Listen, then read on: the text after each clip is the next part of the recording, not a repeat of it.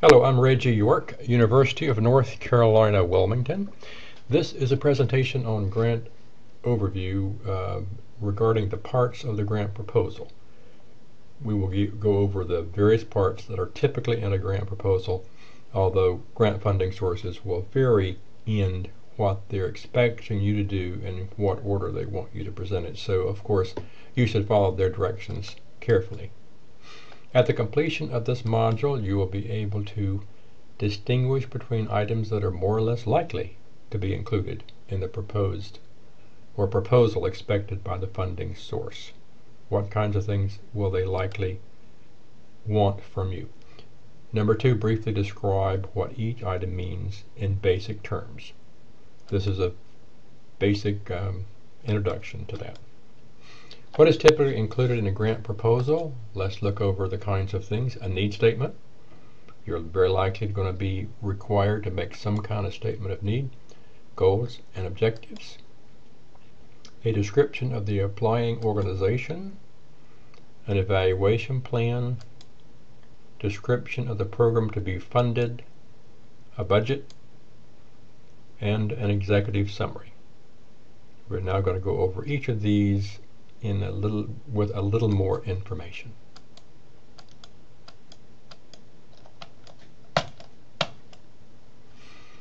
First is the need statement.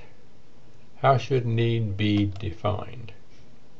Should it be defined as the absence of a service, like tutoring for at-risk youth or employment counseling? Should we define the service as a lack of employment counseling or a lack of tutoring for at-risk youth?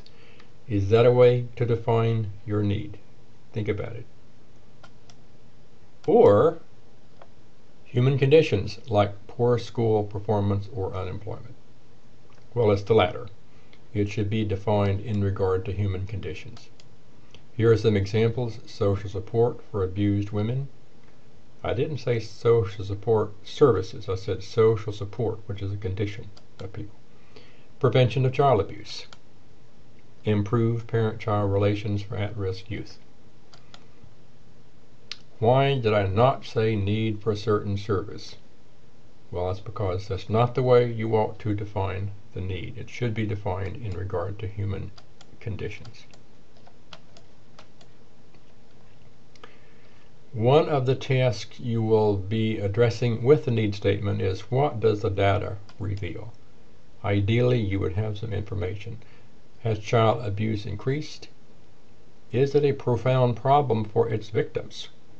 What does child abuse, for example, lead to later in life? More likely to be in prison, dependent, and so forth. Does it lead to other problems, and so forth? Has the census in homeless shelters increased? Another example. Are people turned away or crowded into quarters not designed for this many? These are the kinds of things you might need data on that you present. When you present data, you should have a reference source for that, rather than saying to the funding source, trust me, I know this data.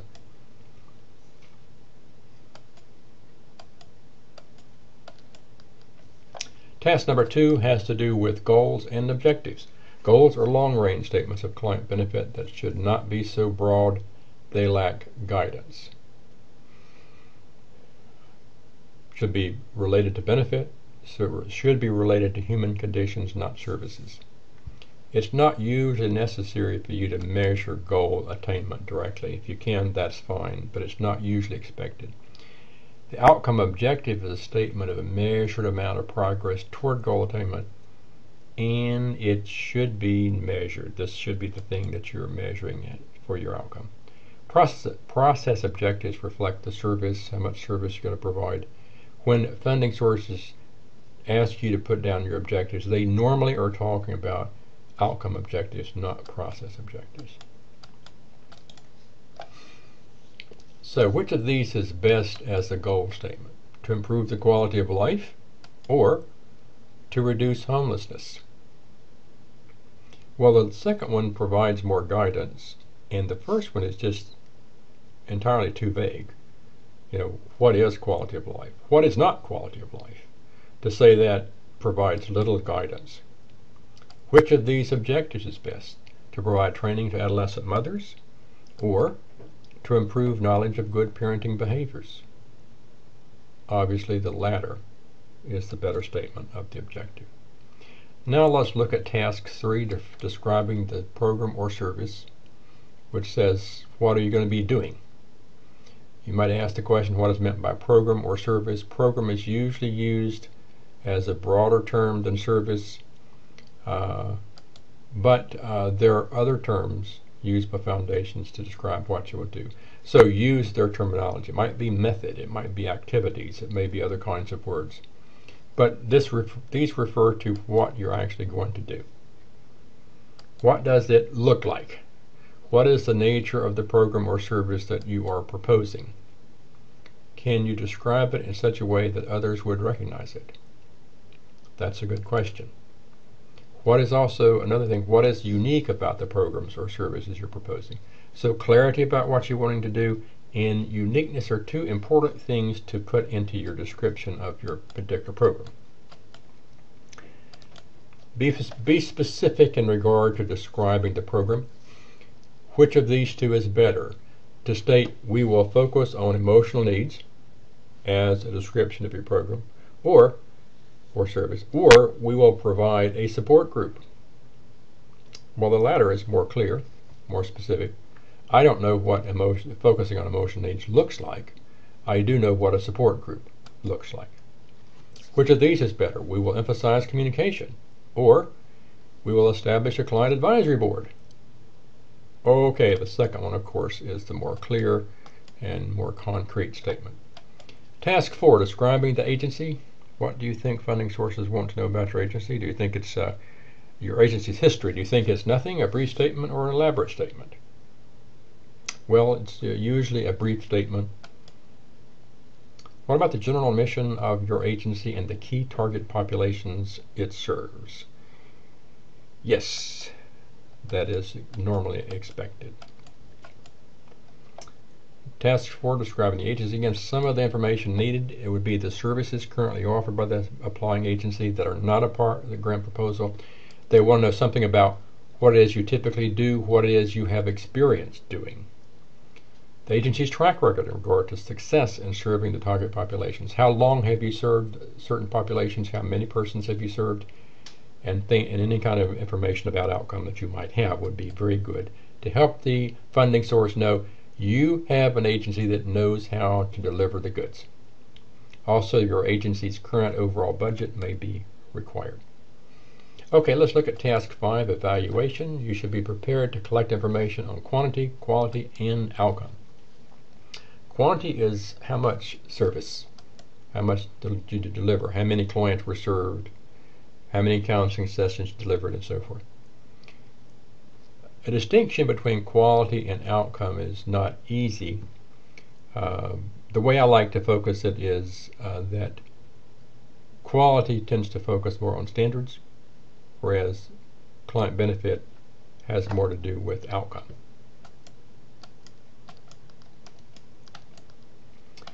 Task 6, budgeting.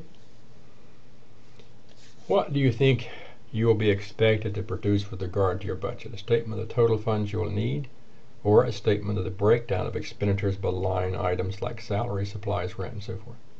Do you just give them a, say, oh, we need $127,440 for this program?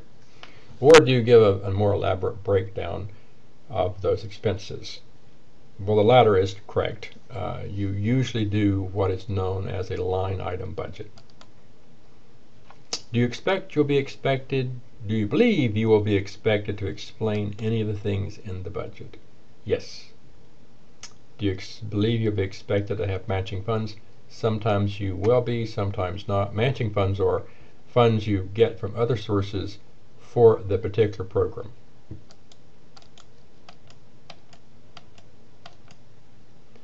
A few tips about budgeting. Follow directions carefully.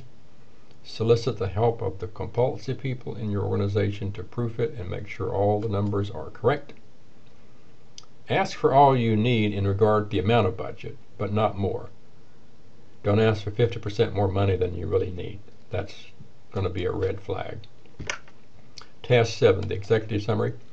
This is an overview of the project in a single page. It's a concise summary of needs, goals, agency background, program, evaluation, and budget. You should put your best writing ability here because a good one will help you get past first base in the funding process. Very often, your proposal may not be reviewed by many people beyond the executive summary.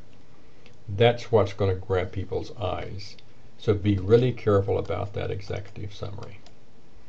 The title page usually has your project name and address of the organization, the name of a key contact person. That's usually the one page that's your title page. Also, sometimes you have a request for supplemental information. I'm just going to list a number of things here. So you'll have this list, and just simply be aware of the fact that sometimes funding sources will expect you to deliver this kind of information in addition to what I've been talking about. So that completes my presentation. So let me just summarize quickly. The typical grant proposal identifies the need to be addressed, the goals and objectives to be accomplished, the program that will accomplish them, the method for evaluation, the budget, and the applying agency. And this is all summarized in the executive summary. That is the end of my presentation. I hope it was of help to you.